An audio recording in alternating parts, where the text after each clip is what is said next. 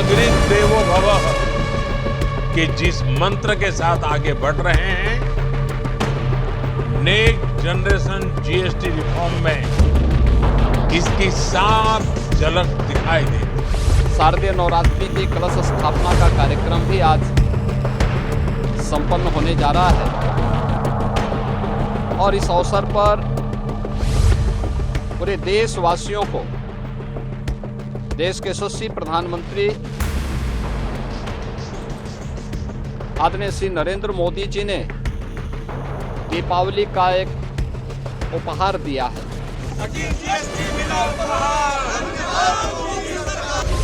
हुआ है, लेकिन दूध में 5% से 0। कभी सत्ता के शीर्ष पर बैठे मोदी आखिरी कतार में बैठ जाते हैं, कभी यूपी की सत्ता संभाल रहे योगी सड़क पर उतर जाते हैं।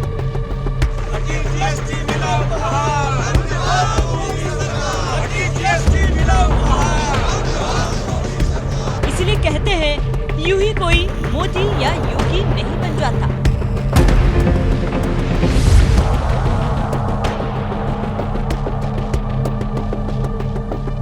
अटल बिहारी वाजपेयी, लाल कृष्ण आडवाणी, मुरली मनोहर जोशी जैसे धाकड़ नेताओं ने 80 के दशक में जब भारतीय जनता पार्टी की नींव रखी थी, तब साल 1984 में हुए पहले ही चुनाव में बीजेपी 2 सीटों पर सिमट गई, जिस पर कांग्रेस ने बीजेपी का खूब मजाक उड़ाया था। लेकिन अब वक्त बदल गया है, अब कांग्रेस की हालत बदतर है और साल 2014 से ही केंद्र की सत्ता से बाहर है, तो वहीं बीजेपी देश की सत्ता संभाल रही है। इसकी सबसे बड़ी वजह नरेंद्र मोदी और योगी आदित्यनाथ जैसे जमीन से जुड़े नेता हैं, जो सत्ता के शीर्ष पर बैठे होने के बावजूद सियासी जमीन नहीं भूलते और आज भी खुद को महज एक कार्यकर्ता मानते हैं।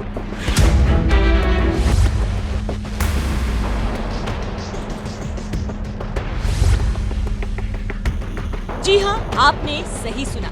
जिस बीजेपी का कभी कांग्रेस मजाक उड़ाया करती थी, वही बीजेपी आज कांग्रेस का काल बन रही है। तो इसकी सबसे बड़ी वजह बीजेपी नेताओं में ऊंचे ओहदे तक पहुंचने के बावजूद जमीन से जुड़े रहने की खासियत है, जो उन्हें दूसरी पार्टी के नेताओं से अलग बनाती है। इसका सबसे बड़ा उदाहरण उस वक्त देखने को मिला जब उपराष्ट्रपति चुनाव होने से पहले 7 सितंबर को एनडीए सांसदों की एक कार्यशाला आयोजित की गई थी, जिसमें शामिल होने के लिए एनडीए के तमाम सांसद राजधानी दिल्ली पहुंचे थे। यहां तक कि एक सांसद होने के नाते देश के प्रधानमंत्री नरेंद्र मोदी भी इस कार्यशाला में शामिल हुए। लेकिन इस कार्यशाला की सबसे बड़ी बात ये रही कि बीजेपी के शीर्ष नेता होने के बावजूद पीएम मोदी किसी आम कार्यकर्ता की तरह पीछे की सीट पर बैठे नजर आए। और इस बात का खुलासा भी तब हुआ जब कार्यशाला में शामिल गोरखपुर से बीजेपी सांसद रवि किशन ने पीएम मोदी की फोटो ट्वीट करते हुए लिखा, एनडीए सांसदों की कार्यशाला में आखिरी पंक्ति में बैठे प्रधानमंत्री नरेंद्र मोदी जी, ये शक्ति है भाजपा की, हर कोई कार्यकर्ता है यहाँ संगठन में। पीएम मोदी चाहते तो कार्यक्रम की फ्रंट सीट पर बैठ सकते थे, लेकिन उन्होंने सबसे आखिरी कतार में लगी कुर्सी पर बैठना बेहतर समझा, क्योंकि वो बीजेपी कार्यकर्ताओं को एक संदेश देना चाहते थे कि यहाँ हर कोई एक कार्यकर्ता है, भले ही वो प्रधानमंत्री, गृह मंत्री या रक्षा मंत्री जैसे ऊंचे पदों पर ही क्यों न बैठे। जहाँ बात पार्टी की आती है, सभी बीजेपी नेता महज एक कार्यकर्ता हैं। जब सड़क पर दिखी योगी की साथी, सत्ता के शीर्ष पर बैठे मोदी जैसे दिग्गज नेता जो बीजेपी नेताओं को अनुशासन का पाठ पढ़ाने के लिए खुद उदाहरण पेश करते हैं, तो इसका असर भी देखने को मिलता है। यही वजह है कि मोदी सरकार ने 21 सितंबर को जब देश भर में जीएसटी की दरों में कमी का ऐलान किया, तो केंद्र सरकार के फैसले को जमीन पर उतारने और उसे जन जन तक पहुंचाने के लिए सीएम योगी आदित्यनाथ जैसे धाकड़ नेता भी अगले ही दिन 22 सितंबर को सड़क पर उतर गए।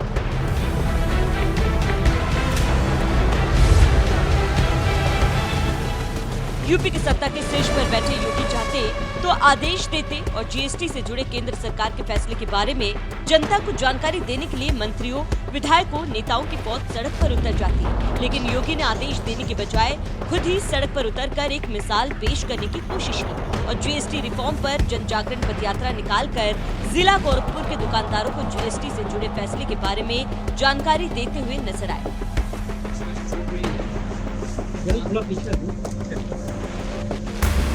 सब में कितना कम हुआ है, देखिए दूध में 5% से 0, पनीर में 5 से 0, पेंसिल नोट को 12 से 0, 33 जीवन रक्षक दवाओं में 12 से 0, दवाइयों में 12 से 5, मक्खन घी में 12 से 5, चीनी 12 से 5, पैकेज नमकीन 12 से 5, शैम्पू 18 से 5, टूथपेस्ट 18 से 5, चॉकलेट 18 से 5। सब अब सबका मुंह मीठा, काम धंधा डबल इंजन। वाह।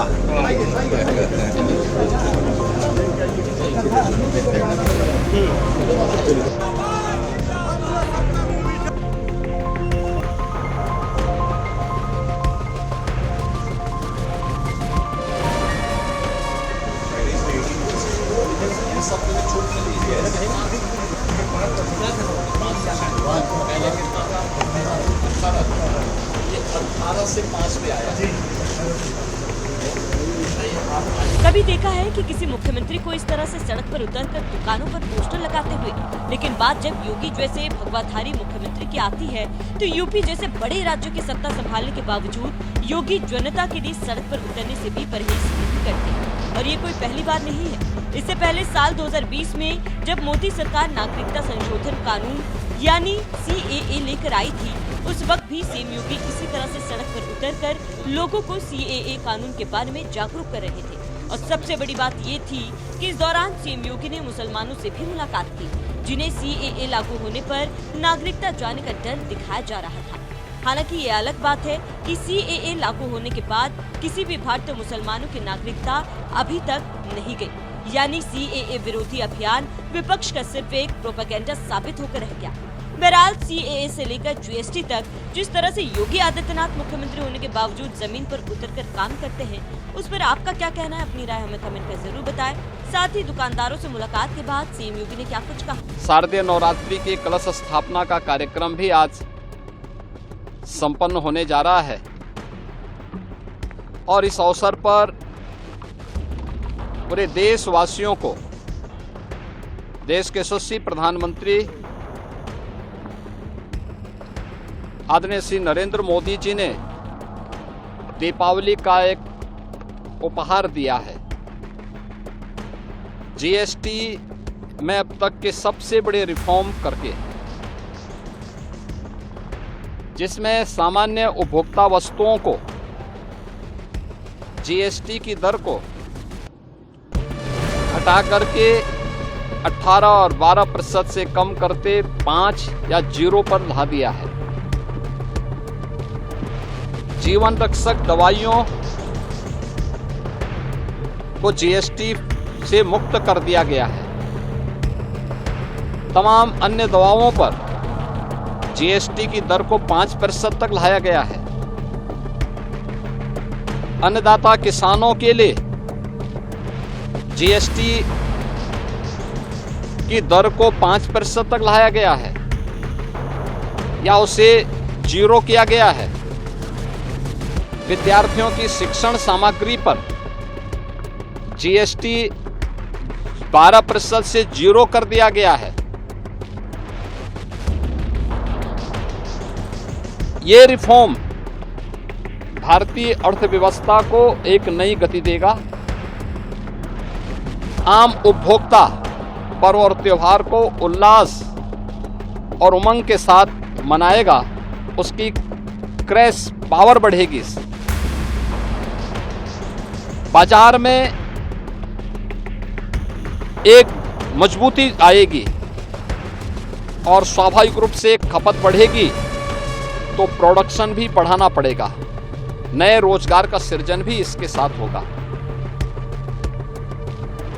यानी GST रिफॉर्म नाम एक है, लेकिन लाभ इसके अनेक हैं। और इस GST रिफॉर्म के लिए आज हम लोगों ने यहाँ पर व्यापारियों के साथ, ग्राहकों के साथ, सामान्य उपभोक्ताओं के साथ संवाद भी बनाया है।